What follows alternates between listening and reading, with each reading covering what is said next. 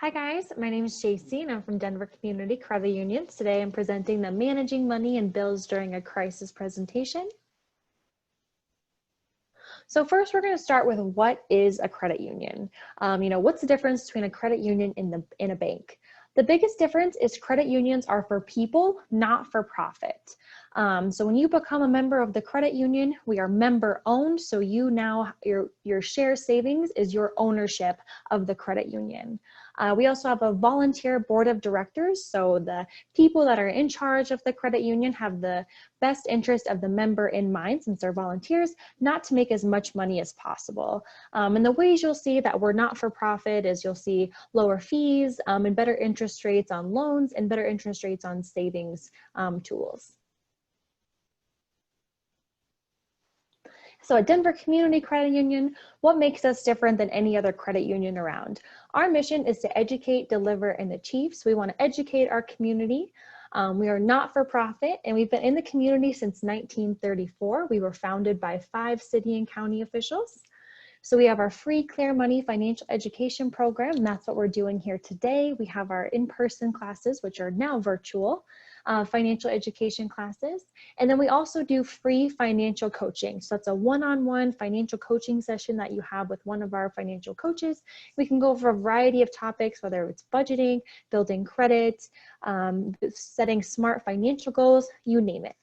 And then lastly, we have our e-learning classes that are on our website. These are free. You can access them 24/7. There's no login or email sign up, anything like that. You can just access those directly on our website, and they're both in English and Spanish. So who is Denver Community Credit Union? So we are difference makers. More than 1,264 people attended our online and in-person classes in 2019. We're also financial mentors. So I mentioned our financial coaching. Last year, we had 286 financial coaching sessions. We're local, so we have 89 employees, and we have a Denver Community Gives Day where we all come together and volunteer on Columbus Day or Indigenous Peoples Day, and we volunteered a total of 1,281 hours. And we care about our lasting impact. So around 35% of our households have been members for over a decade. So we care about our members and we want them to stick around. We want to take care of them. So jumping in, what to do when it comes to managing your finances during a crisis. So first, this is just an outline of what we're going to go through today. Contact your financial institution and creditors. Stay safe while accessing online mobile services. Remember, your money is insured at a credit union and bank. Connect to community resources. Consult a financial planner before making any changes to retirement or investment accounts, and make sure to protect yourself from scams and fraud. So first, contact your financial institution and creditors. This may seem scary at first, but if you're not able to pay your bills on time, contact your lenders and businesses you make monthly payments to and let them know about your situation. Lenders and credit card companies may be able to help offer you a number of options, such as waiving late fees, loan payment deferrals. Got ahead of myself. Loan payment deferrals, so that may mean they're just pushing off when your next payment is due, so they'll put it like 1 month or 2 months later, so you don't have a payment for those couple months. Emergency assistance loans or programs, so these are like a personal loan that you may get with a lower interest rate since it's for an emergency loan. And then loan modifications for flexible or partial payment plans. So you may only have to pay maybe half your payment, or just working with your financial institution, they may have different options for payment plans. Waived late fees, as I mentioned, and refinancing options. Not many people think that during a pandemic or during a low economic turnfall that now would be a good time to refinance. But if you check auto loan rates, they actually dropped when the pandemic hit. So refinancing, if you have a very high interest rate mortgage or auto loan, could be a good option for you. This slide is looking at which student loans are eligible for the 0% interest rate. So if you have federal student loans, your loan payments automatically stop with 0% interest or accruing or adding interest between March 13th of 2020 and September 30th, 2020. Borrowers are automatically being placed in administrative forbearance, which means temporary temporarily stopping making monthly payments on these student loans.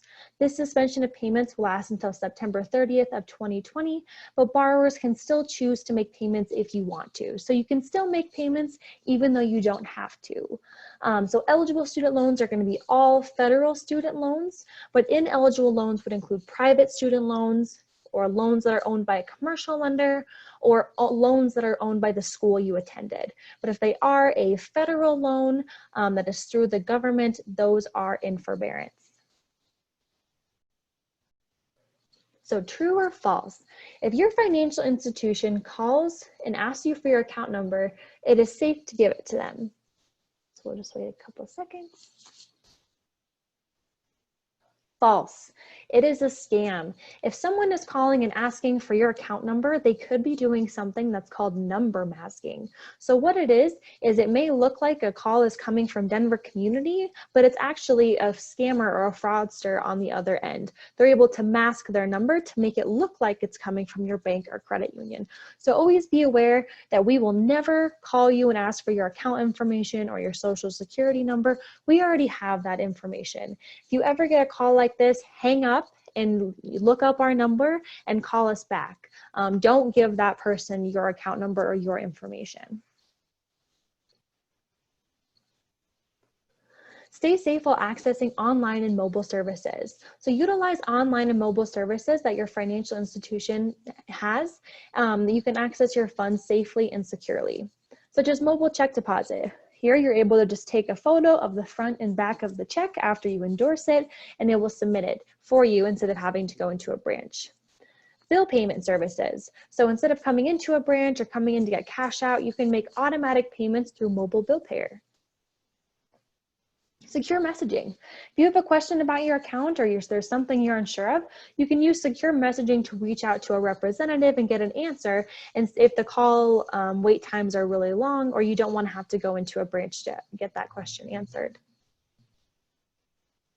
You can pull your credit reports for free. So if you're worried about fraud or you're just wanting to check on your credits, pull your credit reports at annualcreditreport.com. It's completely free, and you can pull these once every 12 months, but due to coronavirus, you can now pull them once every week through April of 2021.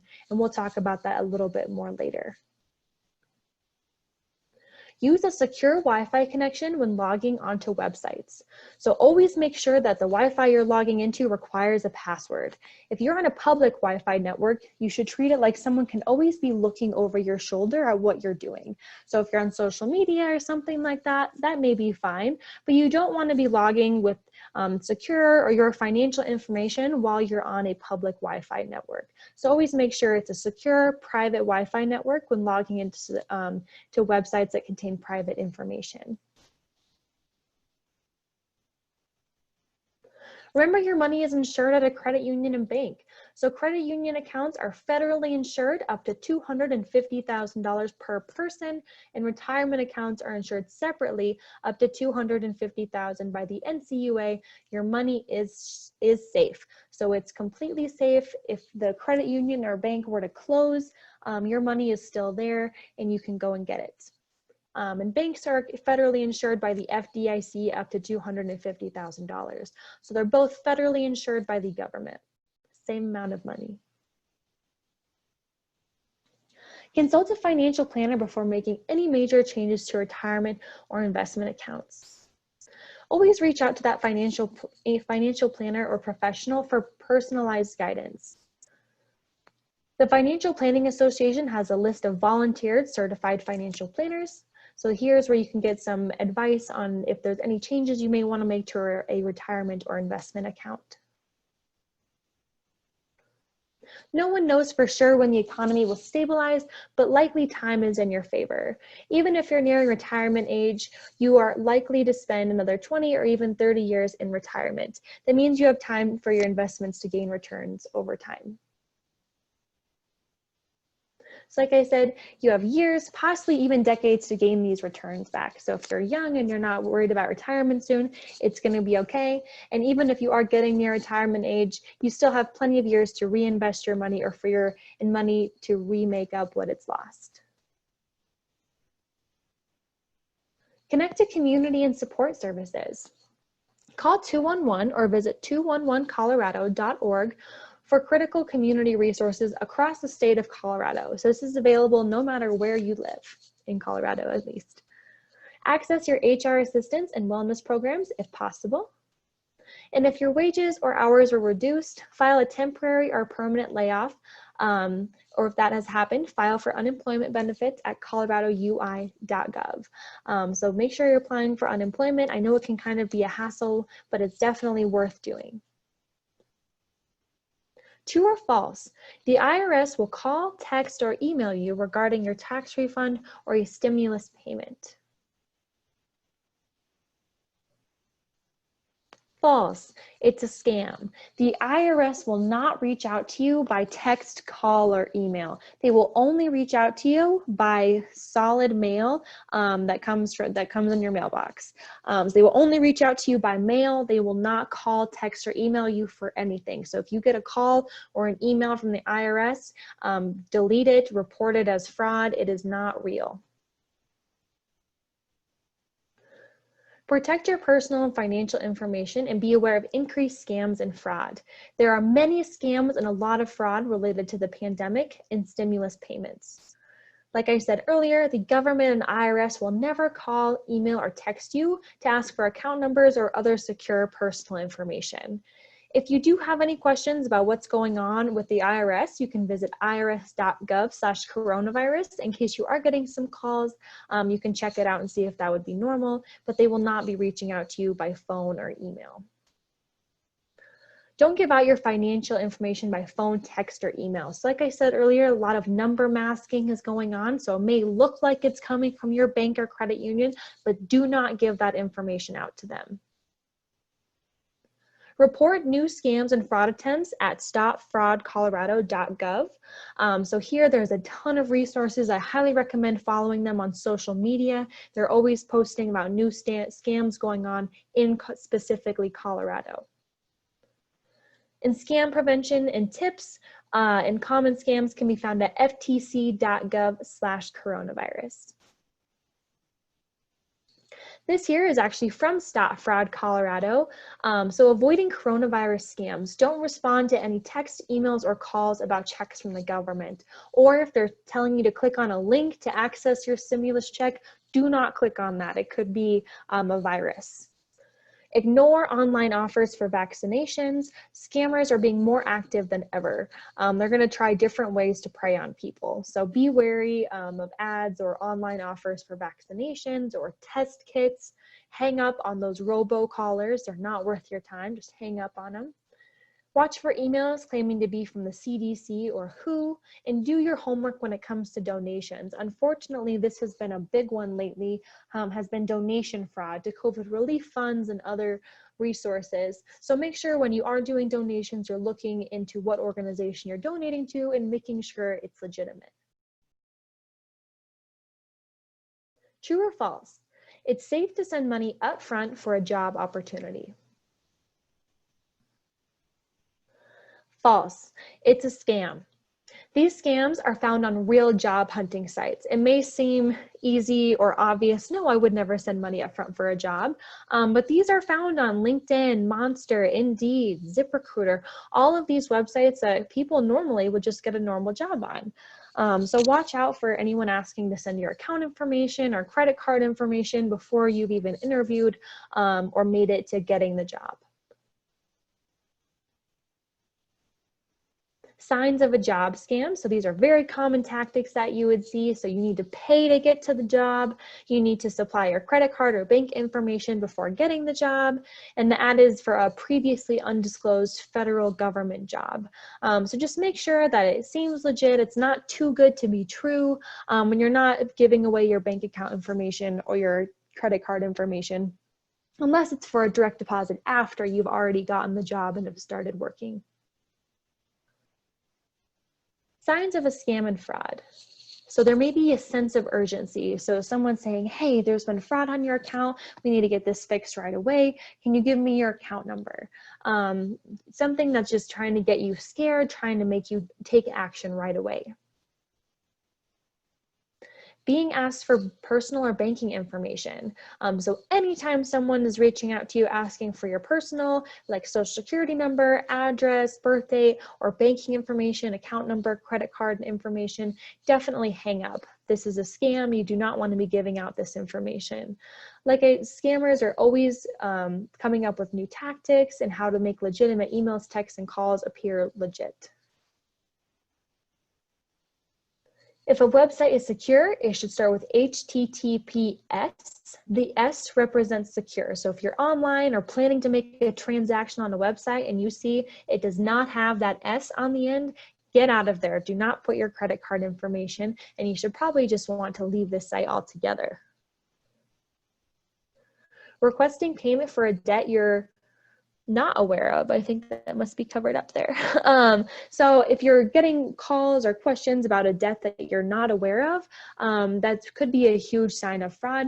But if you are getting legitimate signs from the IRS in the mail that you have a debt that you may owe, that's legitimate. But if it's just random callers talking about debts that you've never heard of, that could be a sign of a scam.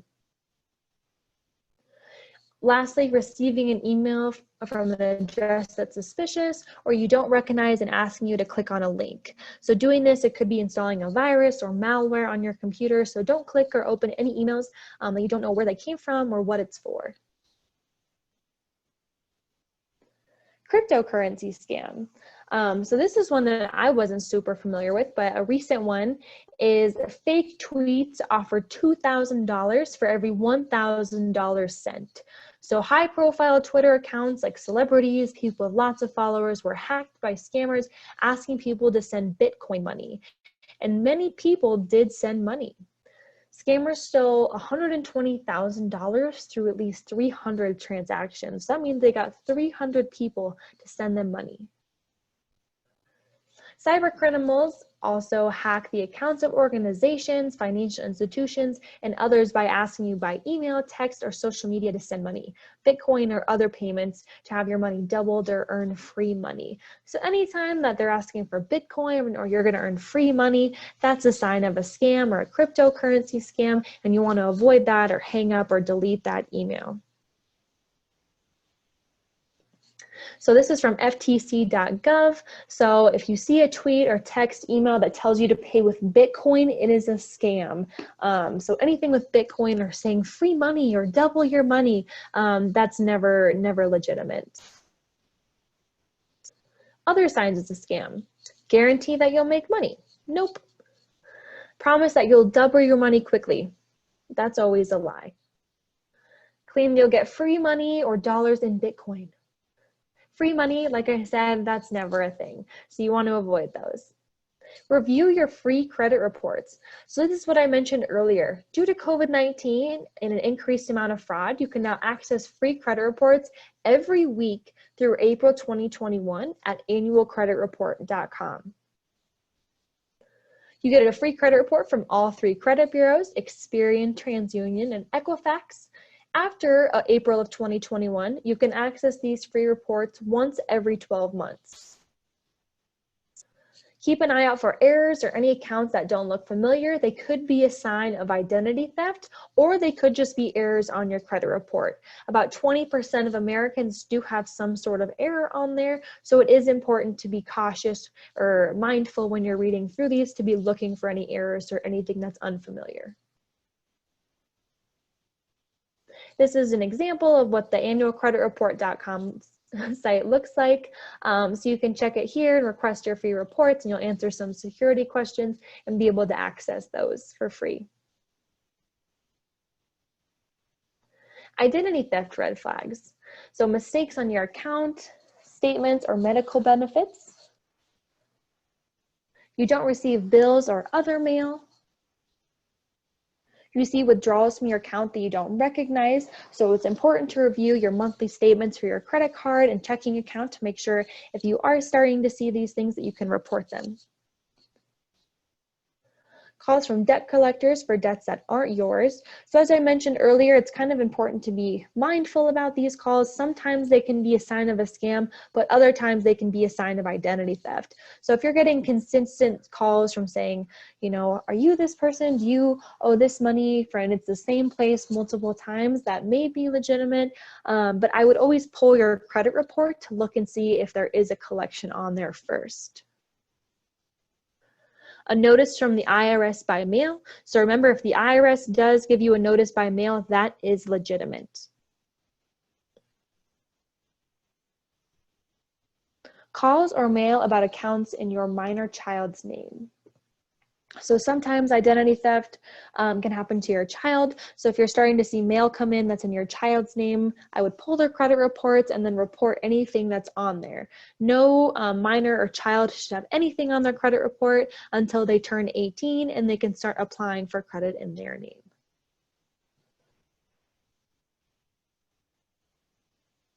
All right, and we'll skip the video. Can you hear it okay?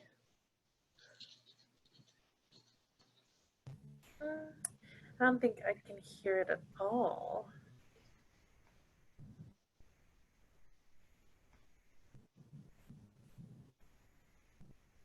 Yeah, the video is playing, but with no sound. Okay, so we'll move on. So this is just an example of IdentityTheft.gov. It's a great resource to help report identity theft and go through a step-by-step recovery process when it can feel very, very overwhelming. It generates documents for you all in one place. So you tell them what happened, you get a recovery plan, and then you get to put your plan into action. So they'll give you a list-by-list step on how to recover your identity and what actions you should take. When you choose Get Started on the homepage, you'll answer questions about your situation and what happened. The site is designed primarily to report identity theft, but you can also get specific advice about related situations like having information exposed in a data breach or losing your wallet or backpack. So as you can see, you can pick on each one of these things that you want to do. Each situation is unique, so they've developed a tailored recovery plan for more than 30 different types of identity theft. So you can see here, if you can select what's been taken from you or where you're noticing identity theft, so they can customize a situation. After you provide the specific details about your situation, the system will create you an identity theft affidavit for you. This is your official statement about what happened. The system was designed with security in mind, so it only collects the information it needs. You'll enter your social security and driver's license numbers by hand after you print out the affidavit. So you don't enter any of that information in, you'll do that by hand. Next, you'll get your personal recovery plan, which provides a step-by-step checklist to guide you through the process. As your situation changes, your recovery plan will adapt. For example, if calling the businesses does not solve the problem, the system will take the next step, like sending a follow-up letter. Your recovery plan evolves with you. If you find a new fraudulent account, you can update your information and your recovery plan will also update. Never before has an identity theft victim had a dynamic resource like this. The entire system is also available in Spanish as well. So like I said, this is very customizable, it's very tailored to your situation, and it will update as you add new things and change things and check things off the checklist. If your information was compromised but you haven't seen any signs of identity theft yet, there's a section of steps you can take to reduce the likelihood you'll experience identity theft. You select what applies to your situation specifically. So you're just showing what information was lost or exposed in a data breach, or maybe lost on the sidewalk or lost your wallet, you name it. For example, here's what to do if your social security number is compromised in a data breach or your wallet was stolen with a card inside. Please don't ever carry or write down your social security number and keep that in your wallet or backpack, anything like that that could be easily stolen. So this is just an example of specifically if your social security number or card was taken. Here's what to do if your debit or credit card or banking information is compromised. So contact your bank card or company to cancel the card, request a new one, review your transactions. If you have automatic payments, update them with a new card. Check your credit report. That's going to be under every single one. We always want to check our credit reports.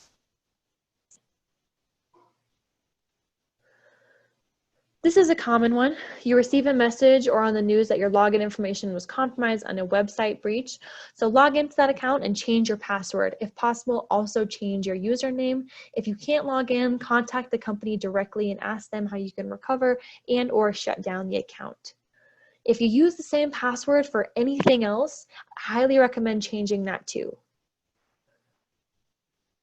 If it's a financial site or if it's your credit card stored there, change your account for any changes that you look at your account for any changes that you don't recognize.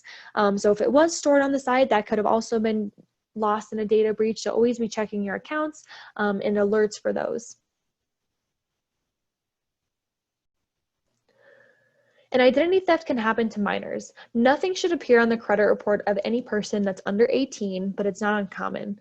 I highly recommend trying to